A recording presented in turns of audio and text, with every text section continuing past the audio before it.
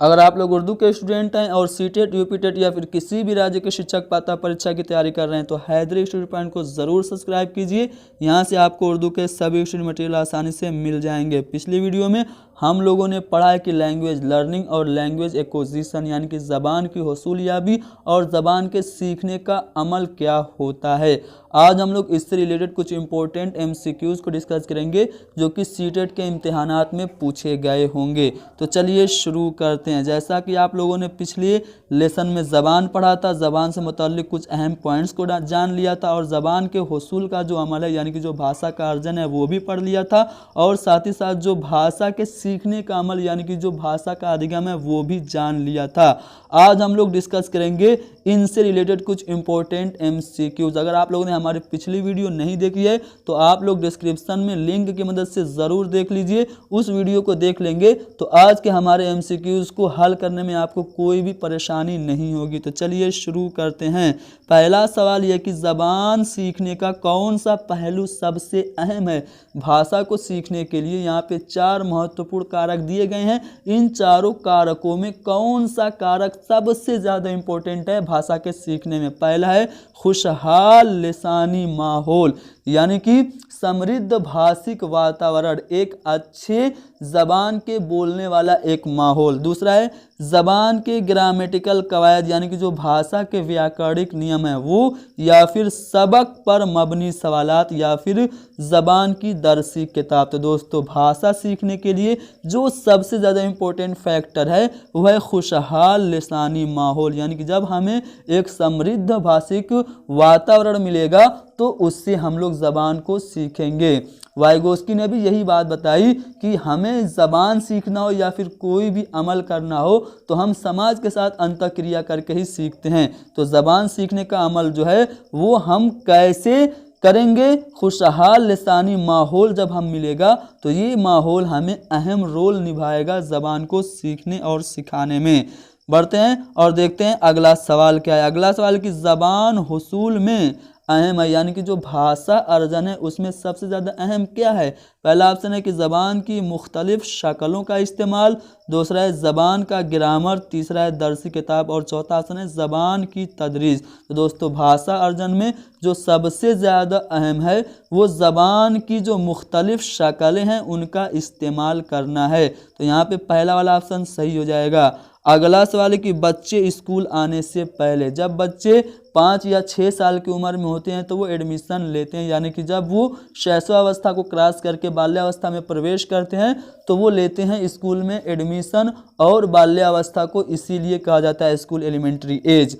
तो जब बच्चे स्कूल में आते हैं तो उनके पास क्या होता है, क्या वो ज़बान के मुनज़्ज़म इंतज़ाम में अमली महारत के साथ स्कूल आते हैं या फिर ज़बान की चारों महारतों पर इख्तियार के साथ। ज़बान की चारों महारत क्या होती है, लिसनिंग, रीडिंग, राइटिंग और स्पीकिंग। तो ये चारों जो महारतें होती है क्या उस पर अख्तियार के साथ बच्चे आते हैं या फिर सादी स्लेट होते हैं यानी कि कोरे कागज़ होते हैं या फिर ज़बान को सही तरीके से इस्तेमाल करने के काबिल नहीं होते हैं। तो दोस्तों जब बच्चे स्कूल आते हैं तो वो ज़बान की चारों महारतों पर अख्तियार हासिल नहीं करते हैं, क्योंकि हो सकता है उनको बोलना आता हो, सुनना आता हो, लेकिन वो लिखना और पढ़ना तो नहीं जानते। यानी कि दूसरा वाला ऑप्शन हमारा सही नहीं होगा। और बच्चे सादी स्लेट भी नहीं होते हैं क्योंकि वो घर पे बहुत सारी ज़बान, मादरी ज़बान सीख लेते हैं। और बच्चे ऐसे भी नहीं होते हैं कि वो सही तरीके से ज़बान को इस्तेमाल न करें। बच्चे ज़बान को इस्तेमाल करना सीख जाते हैं मादरी ज़बान सीख के। तो यहाँ पे दूसरा, तीसरा और जो चौथा ऑप्शन है वो गलत हो जाएगा। बच्चे जब स्कूल आते हैं तो बच्चे स्कूल आने से पहले ज़बान के मुनज़्ज़म इंतज़ाम में अमली महारत रखते हैं यानी कि उनको ज़बान पता होती है, वो विचारों को अभिव्यक्त करना जानते हैं।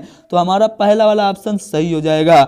अगला सवाल कि चौमस्की के मुताबिक सही कौल है। दोस्तों पिछली वीडियो में मैंने चौमस्की का जो भाषा अर्जन से संबंधित महत्वपूर्ण कथन था वो मैंने आपको बता दिया था और मैंने ये भी बताया था कि बहुत ही इंपॉर्टेंट है, उससे हर साल सवाल पूछे जाते हैं। तो चौमस्की का कथन क्या है? चौमस्की का कथन यही तो है कि बच्चे जो हैं वो भाषा वातावरण की मदद से सीखते हैं और बच्चों में जो भाषा सीखने की जो शक्ति होती है वो जन्मजात होती है। तो यहाँ पे चारों ऑप्शन में अगर आप पहले ऑप्शन पे गौर करें तो इसमें लिखा हुआ है कि बच्चों में ज़बानें सीखने की फितरी सलाहियत होती है, यानी कि बच्चे भाषा सीखने के अर्जित गुणों के साथ आते हैं, यानी कि उनकी जो शक्ति होती है भाषा सीखने की वो जन्मजात होती है।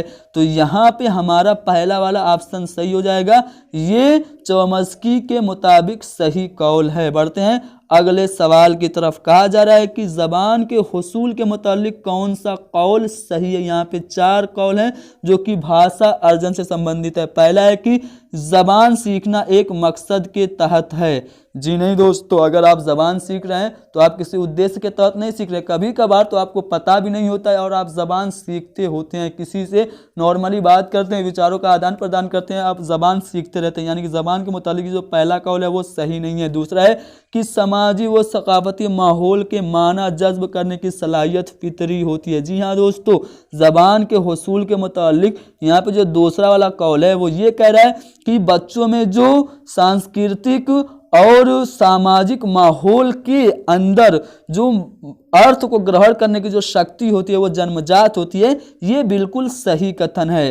तो भाषा सीखने के मुतालिक दूसरा वाला कथन यहाँ पे सही है। तीसरे और चौथे कथन को भी देख लेते हैं। तीसरे कथन में कहा जा रहा है कि ज़बान सीखने में बहुत कोशिश करनी पड़ती है, तो ये कथन भी सही नहीं है। हम बिना कोशिश के भी ज़बान सीख लेते हैं और ज़बान सीखने में दूसरी ज़बान को भी हमें पढ़ने में या सीखने में दिक्कत नहीं होती है। यानी कि पहला, तीसरा और चौथा सेंटेंस यहाँ पे गलत है। जो सही कौल है वो दूसरा वाला है।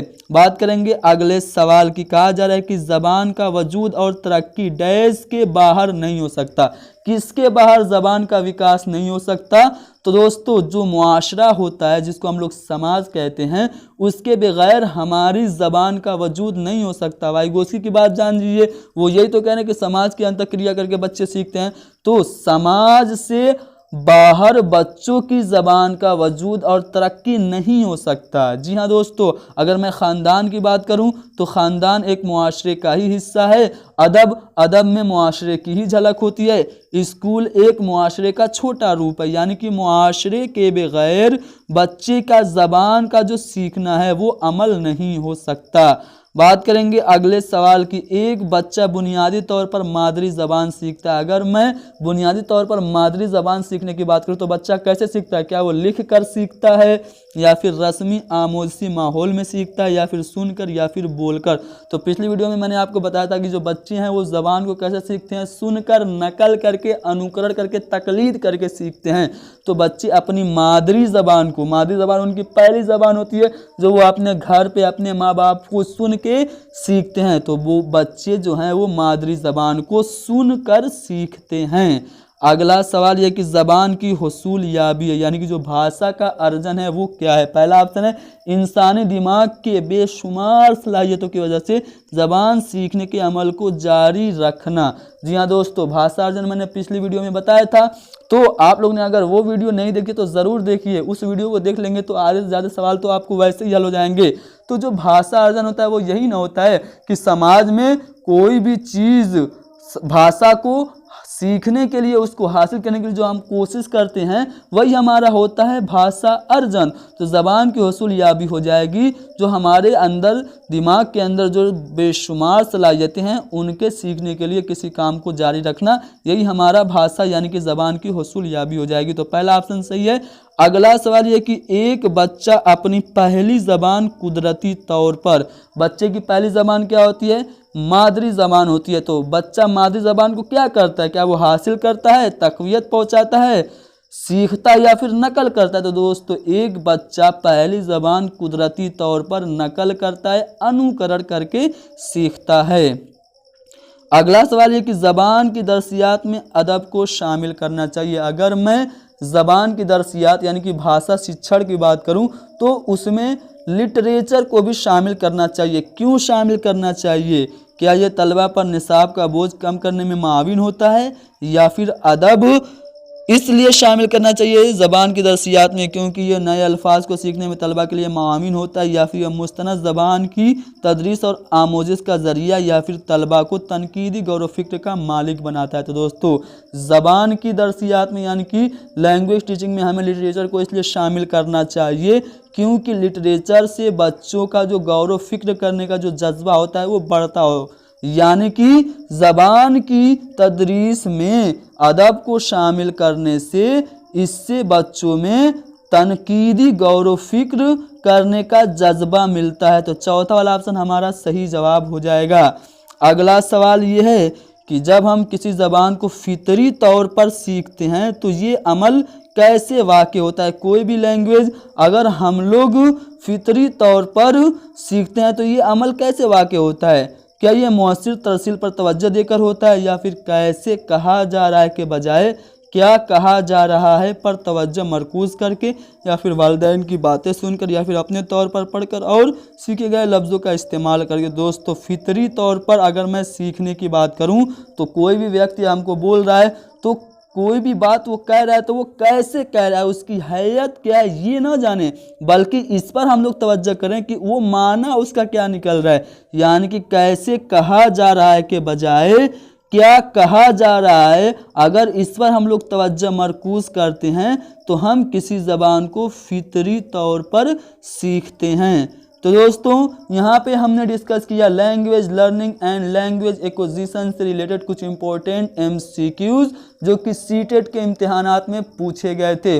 उम्मीद करता हूँ कि सभी सवाल आपको समझ में आ गए हैं। समझ में आ गए हैं तो लाइक करिए, कमेंट करके बताइए कि आपको हमारी इस वीडियो से कितना फ़ायदा हुआ, और इसको ज़्यादा से ज़्यादा शेयर कीजिए। हैदरी स्टडी पॉइंट को ज़रूर सब्सक्राइब कीजिए।